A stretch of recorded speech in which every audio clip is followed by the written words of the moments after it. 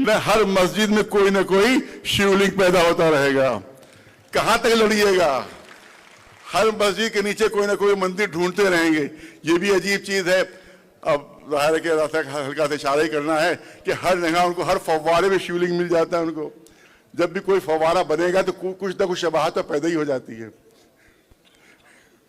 لہذا ہم تو سمجھتے ہیں کہ اگر یہ عجیب مشکل ہے کہ صاحب ہر جگہ ان کو شیولنگ دکھایا جاتا ہے تو کب تک لڑتے رہیں گے؟ کب تک ڈیفینس کرتے رہیں گے؟ میں نے کہا مضبوط وکیلوں کی ضرورت ہے. مضبوط. سپریم کورٹ کا فیصلہ ہے کہ کسی بھی سرکاری جگہ پر کوئی عبادت گاہ نہیں بن سکتی اور کوئی کوتوالی ایسی نہیں ہے کہ جہاں پر مندر نہ بنا ہو. کوئی تھانہ ایسا نہیں جہاں پر مندر نہ بنا ہو. اب چٹکھارے لیجئے ہر ڈش کے ساتھ جب نوری کا فروٹ چاٹ مسالہ ہو ہاتھ.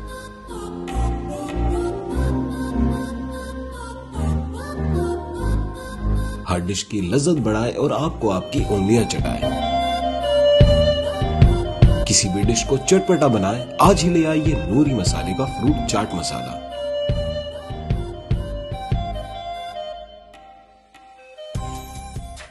انگلیاں الگ الگ ہوتی ہیں. جب انگلیاں الگ الگ ہوتی ہیں تو ایک بچہ بھی اس انگلی کو موڑ دیتا ہے. لیکن جب یہی انگلیاں متحد ہو کر گھونسا بن جاتی ہیں تو دشمن کا جبڑا ٹوٹ جایا کرتا ہے. لہذا یہ گھونسا ہمیں استعمال کرنا ہے بغیر کس کے خلاف؟ فرقے کے خلاف نہیں، فرقہ پرستوں کے خلاف. کسی فرقے کے خلاف نہیں، فرقہ پرستوں کے خلاف. کسی مذہب کے خلاف نہیں بلکہ مذہبی جنونیوں کے خلاف. کانسٹیٹیوشن کی جو مخالفت کر رہے ہیں ان کے خلاف ہم کو اپنی اس طاقت کو استعمال کرنا ہے تاکہ ہمیں فتح حاصل ہو. اور بہت مسرت کا مقام ہے کہ تمام رکاوٹوں کے باوجود جبکہ مجھے بتایا گیا کہ رات میں اس جلسے کی اجازت ملی اور اس سے پہلے کوئی اجازت نہیں تھی، اور خاص طور سے جو اتوار کو یا چھٹی کے دن جو جلسے ہوتے ہیں وہ کامیاب ہوتے ہیں، اس میں مجمع زیادہ ہوتا ہے. لہذا کوشش ان کی گورنمنٹ کی یہ تھی کہ مجمع نہ ہو سکے، لیکن اللہ کا شکر ہے کہ ان کی کوشش ناکامیاب ثابت ہوئی ہے اور الحمدللہ اتنی بڑی تعداد میں یہاں پر ہمارے مسلمان بھائی یہاں پر موجود ہیں. اس کا مطلب یہ ہے کہ یہاں پر بھی ہم نے گورنمنٹ کو شکست دی ہے. یہاں پر بھی ہم نے موجودہ ایڈمنسٹریشن کو شکست دی اور انشاءاللہ آئندہ بھی یہ شکست کا سلسلہ جاری رہے گا. آیت کریمہ اعلان فرما رہی ہے کہ اللہ کی رسی کو مضبوطی سے تھامے رہو اور تفرقے کا شکار نہ ہو، اتحاد قائم رکھو. یاد رکھیں آپ کہ دنیا کی سب سے بڑی طاقت کا نام ہے اتحاد. دنیا کی سب سے بڑی قوت کا نام ہے اتحاد. جب ذرے الگ الگ ہوتے ہیں تو ہوا کا ایک جھونکا ان کو کہیں سے کہیں پہنچا دیتا ہے، لیکن جب یہی ذرے متحد ہو کر چٹان بن جاتے ہیں تو بڑے سے بڑے طوفان کا مقابلہ کر لیتے ہیں. مشہور مثال ہے، زیادہ وقت نہیں لینا ہے، کم وقت میں بات مکمل کرنا ہے. مشہور مثال ہے کہ جب انگلیاں الگ الگ ہوتی ہیں تو ایک بچہ بھی اس انگلی کو موڑ دیتا ہے. لیکن جب یہی انگلیاں متحد ہو کر گھونسا بن جاتی ہیں تو دشمن کا جبڑا ٹوٹ جایا کرتا ہے. لہذا یہ گھونسا ہمیں استعمال کرنا ہے بغیر کس کے خلاف؟ فرقے کے خلاف نہیں، فرقہ پرستوں کے خلاف. کسی فرقے کے خلاف نہیں، فرقہ پرستوں کے خلاف. کسی مذہب کے خلاف نہیں بلکہ مذہبی جنونیوں کے خلاف. کانسٹیٹیوشن کی جو مخالفت کر رہے ہیں ان کے خلاف ہم کو اپنی اس طاقت کو استعمال کرنا ہے تاکہ ہمیں فتح حاصل ہو. اور آپ یاد رکھیں کہ اقبال نے کہا ہے کہ نگاہ مرد مومن سے بدل جاتی ہیں تقدیریں. نگاہ مرد مومن سے بدل جاتی ہیں تقدیریں. جب نگاہ تقدیریں بدل سکتی ہیں تو حکومتیں ہی بدل سکتی ہیں. اور دوسری چیز یاد کرنا چاہتا ہوں کہ یہ وقف کی تحریک تو ہم تقریباً 25 سال سے یو پی میں چلا رہے ہیں اور اس میں بہت زیادہ ہمیں زحمتیں ہوئیں. جیل جانا پڑا ہے، لاٹھیاں کھانا پڑی وہاں. اسی طرح سے وہاں پر ہمارے 2 لوگ باہر رمضان میں شہید بھی ہوئے اس میں، لیکن ہم پیچھے نہیں ہٹے.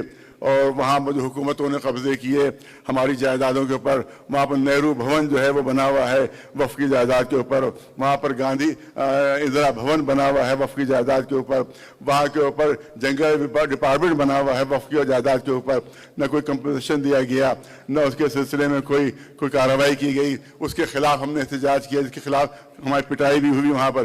دہلی میں 123 جو اوقاف کے اوپر صاحبانہ قبضہ کیا گیا اس کے خلاف بھی ہم نے احتجاج کیا۔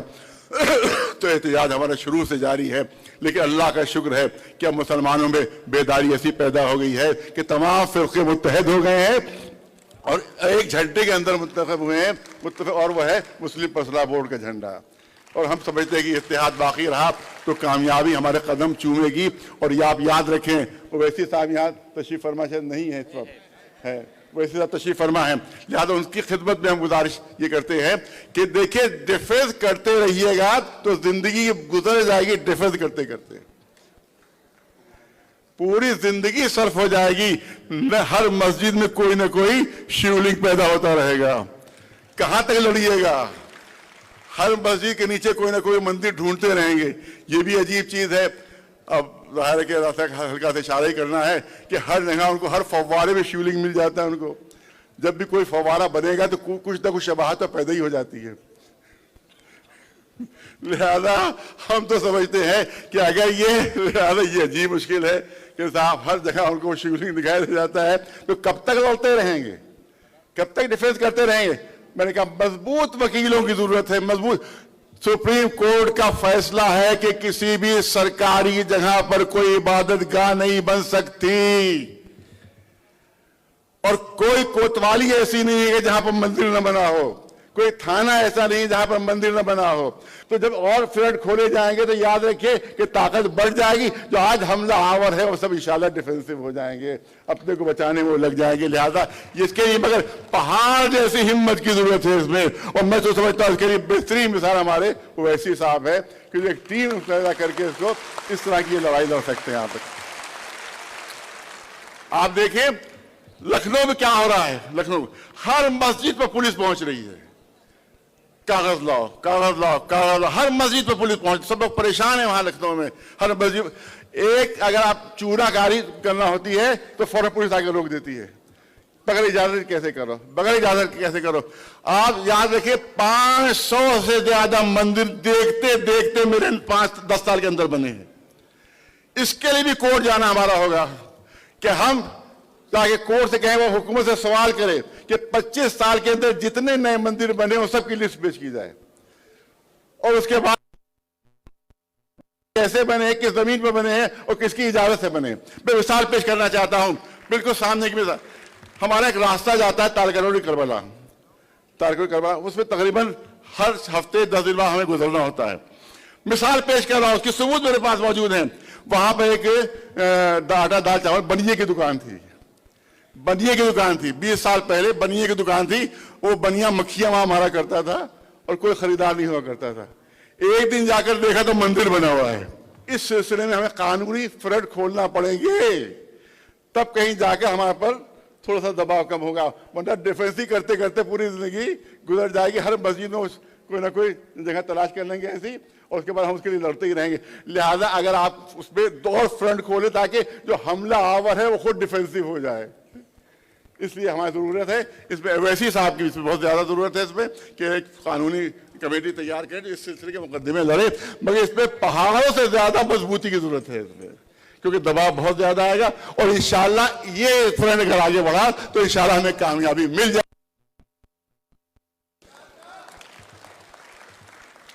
آپ توجہ رکھیں جو کرنا چاہتا ہوں، آپ دیکھیں کہ ہمارے یہاں کہا گیا کہ یہ غریبوں کی مدد ہوگی، ہم اس لیے وقف لے رہے ہیں۔ پھر اویسی صاحب سے میں گزارش کر رہا ہوں کہ ہمارے کے 2 بہت بڑے وقف ہیں، شیعہ وقف، حسین آباد ٹرسٹ کا وقف ہے، بہت بڑا، کروڑ، بڑا امام باڑہ اسی میں ہے، آصف امام باڑہ اس میں، چھوٹا امام باڑہ اسی میں ہے، وہ وقف ہیں اور ڈی ایم کے انڈر میں ہے، ڈی ایم کے انڈر میں، جس پہ 18 کروڑ سالانہ کی آمدنی ہے،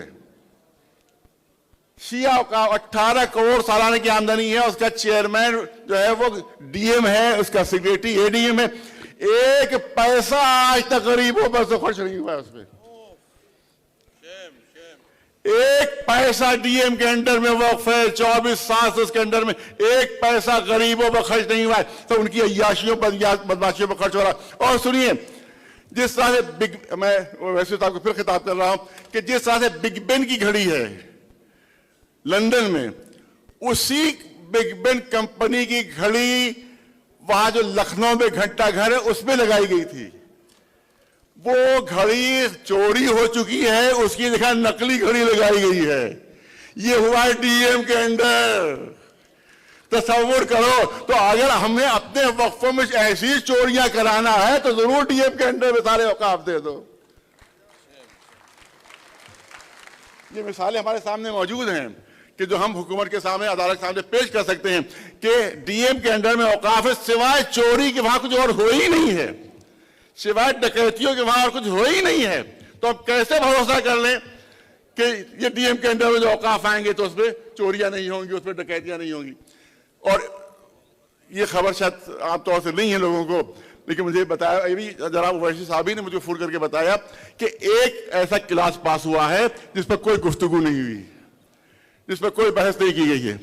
वो जानते क्या है कि जितनी भी इमारतें, मजहबी इमारतें आसार कदीमा के अंडर में है, एएसआई के अंडर में है, उनको सबसे वक्त से हटा दिया गया है, सबको वक्त से हटा दिया गया है। हमारी बड़ी बड़ी करबलाएं जो हैं वो आसार कदीमा के अंडर में है, बड़े बड़े इमाम बाड़े आसार कदीमा के अंडर में है, उन सबको वक्त से हटा दिया गया है। अब वो गवर्नमेंट की कंट्रोल में आ जाएगी और गवर्नमेंट अपने लोग वहां मुकर्रर करेगी। और सुन ले दिल्ली वाले सुन ले, एक साहब ऐसे हैं जो बहुत ज्यादा बोलने के लिए मशहूर है, बहुत गरज के बोलते हैं, बहुत गरज के बोलते हैं, और मगर वो खामोश हैं। उनकी मस्जिद भी इसी में आ गई है, वो से हट गई है। अब मैं समझता हूं कब कुछ बोलेंगे, वो कुछ नहीं बोले, उनकी मस्जिद भी आ गई है, मस्जिद भी आ गई। लिहाजा हमें पूरी ताकत के साथ जो है और पूरे ईमानदारी के साथ इस मसले में आगे बढ़ना होगा। याद रखें, लड़ना नहीं किसे। आप देखेंगे दुनिया की सबसे बड़ी हुकूमत थी अंग्रेजों की, लेकिन जैसे गांधी जी का हवाला दिया, गांधी जी ने बगैर किसी हथियार के इतनी बड़ी दुनिया की हुकूमत को शिकस्त दे दी, सिर्फ अमन के जरिए से और शांति के जरिए से शिकस्त देकर रहेंगे इंशाअल्लाह। और बस आखिरी जुमला करना चाहता हूं, अमन मिले कैसे हमको, ईमान मिले कैसे। बस एक मिसाल, सिर्फ एक मिनट।